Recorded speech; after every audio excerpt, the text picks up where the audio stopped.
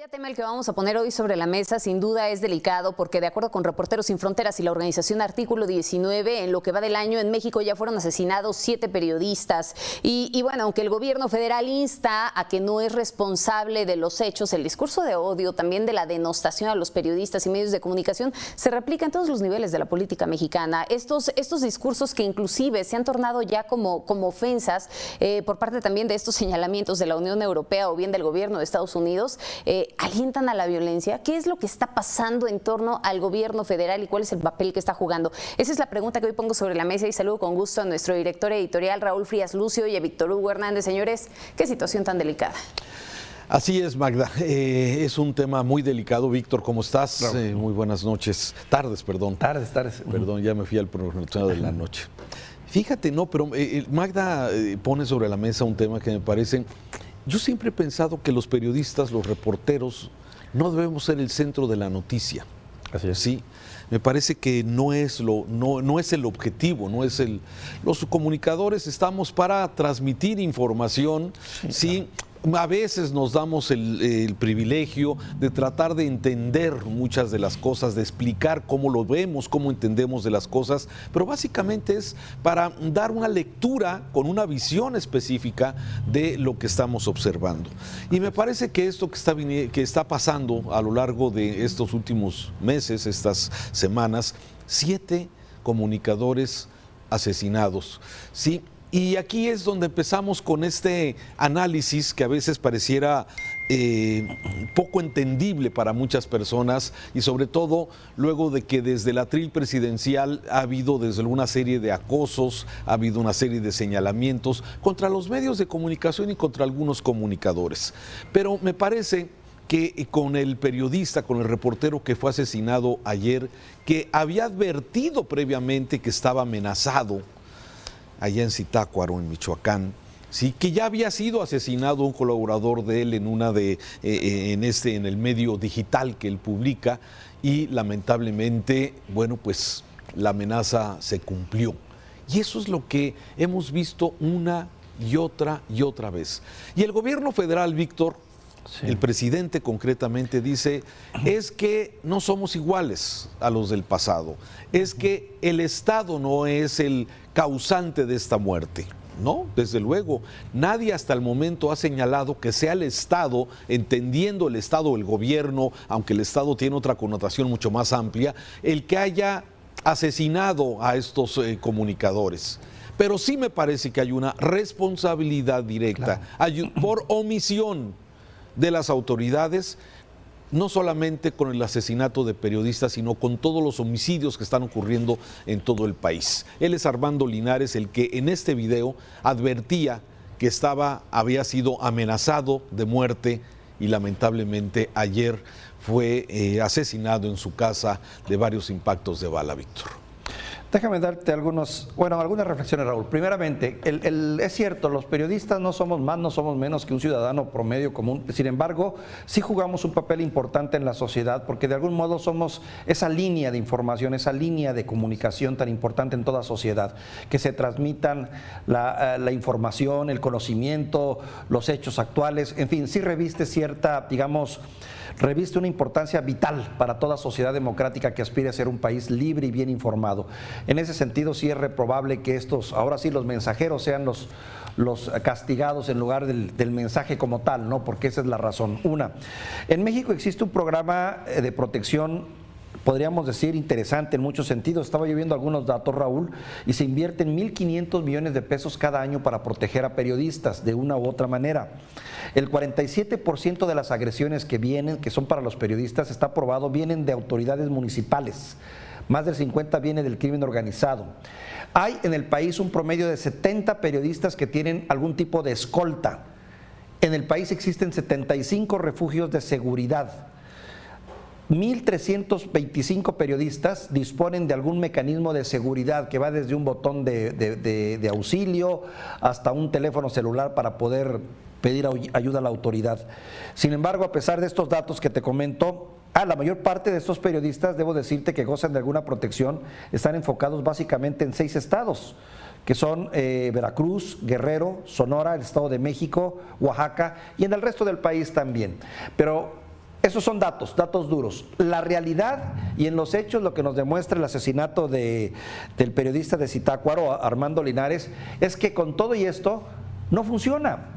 Hay un problema estructural fuerte que no hemos resuelto. Hay un andamiaje de tipo de organización que no permite que un periodista, a pesar de que, entre comillas, contar con la protección del Estado, sea efectivo. Y ahí está la prueba, lo que ocurrió en estos días, Raúl. Primer comentario. Así es, y déjame abonar a eso que estás comentando. Sí, esta subsecretaría de Gobernación que encabeza Alejandro Encinas, sí, constantemente está pidiendo perdón, está pidiendo disculpas, ofrece sentidas pésames a las víctimas de esto, pero me parece que se ha quedado corto esta protección a activistas de derechos humanos, a reporteros, a comunicadores, sí, porque lamentablemente sigue esto pasando. Pero déjame tomar otro ángulo, Víctor. Sí. El tema de cómo se alienta desde el atril presidencial esto, ¿sí?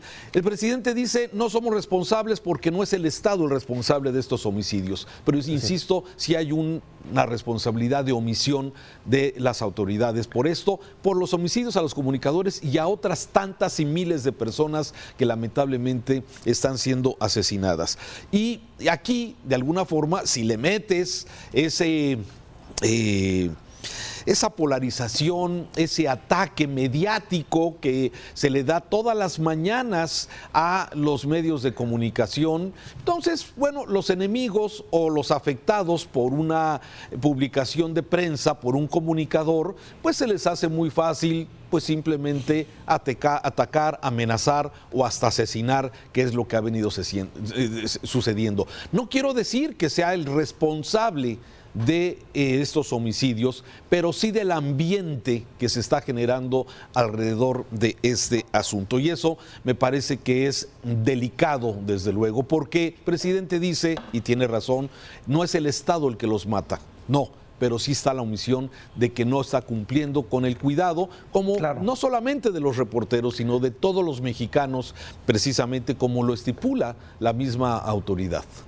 Sí, bien lo señalas, el presidente argumenta y siempre ese es su argumento principal. El Estado ya no asesina, el Estado no manda a matar periodistas ni a desaparecer, como ocurría anteriormente, deja entrever, ¿no? Su famoso mátalos en caliente, ¿no? Pero la verdad es que sí hay una gran responsabilidad porque finalmente estamos hablando de asesinatos. Sea el Estado o no el Estado, cualquier ciudadano mexicano debe de ser protegido por el Estado mexicano. Y no ocurre así con los periodistas y con los ciudadanos en general. Pero bueno, hoy estamos hablando de los periodistas. Sí contribuye a un ambiente, a crear un ambiente en el que se entremezclan varios factores, no solo el desprecio que se siente o se percibe por parte del Estado mexicano hacia el trabajo del periodismo, Raúl, sino también que envalentona a todos esos entes que han contribuido a la descomposición del sistema. Así. Y hablo de los grupos criminales que tienen su responsabilidad, más del 50% de los asesinatos corresponden a grupos criminales y el otro 40 y tantos % que corresponde a autoridades que se envalentonan cuando ven que en este país lo que priva es la impunidad, que el poder matar, silenciar a un periodista no va a tener un costo, ni de tipo judicial, ni de tipo político, ni sanción de ningún tipo. Ahí es cuando surge el verdadero problema.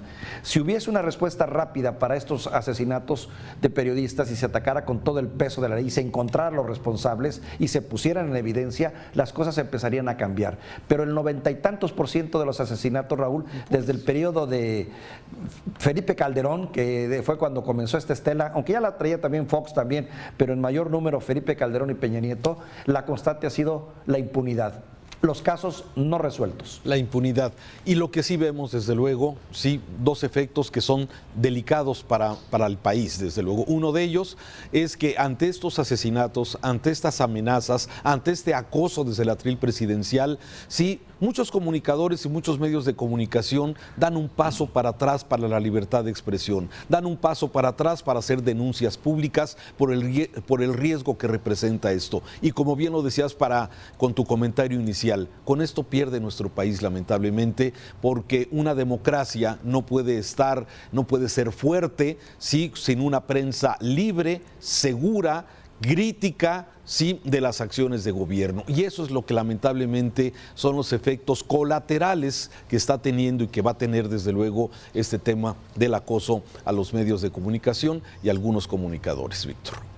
Fíjate, escuchaba una entrevista que le habían hecho a Enrique Trejo, que tengo entendido que es el que está a cargo de los mecanismos de defensa de periodistas, y él reconoce que hace falta unificar una política de protección nacional que impere en todo el Estado, que se involucre más a las autoridades, que se responsabilice más a las autoridades municipales, estatales y obviamente federales, ¿no?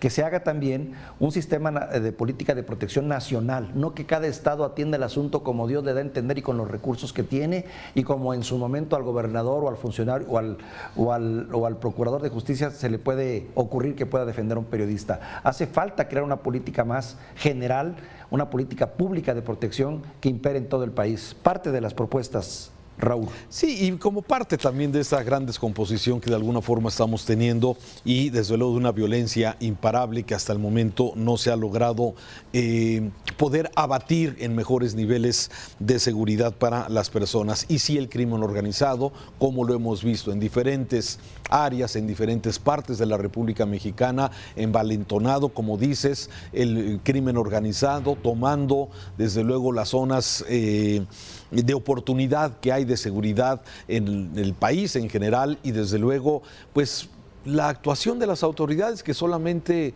es de presencia hasta ahora.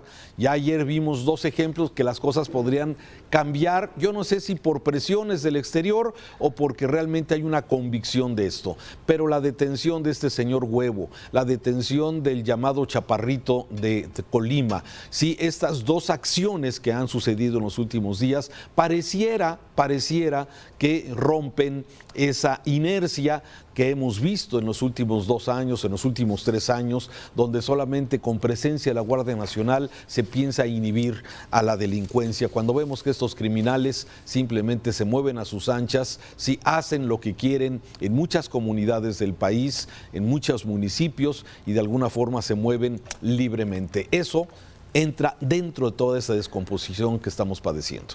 Raúl, la visita de los funcionarios estadounidenses y incluyendo esta última, a mí el mensaje que me deja es que ya comenzó un ajuste de tuercas, ya empezó un apriete de tuercas ahí para exigirle al gobierno mexicano que sea más proactivo en este tema tan delicado.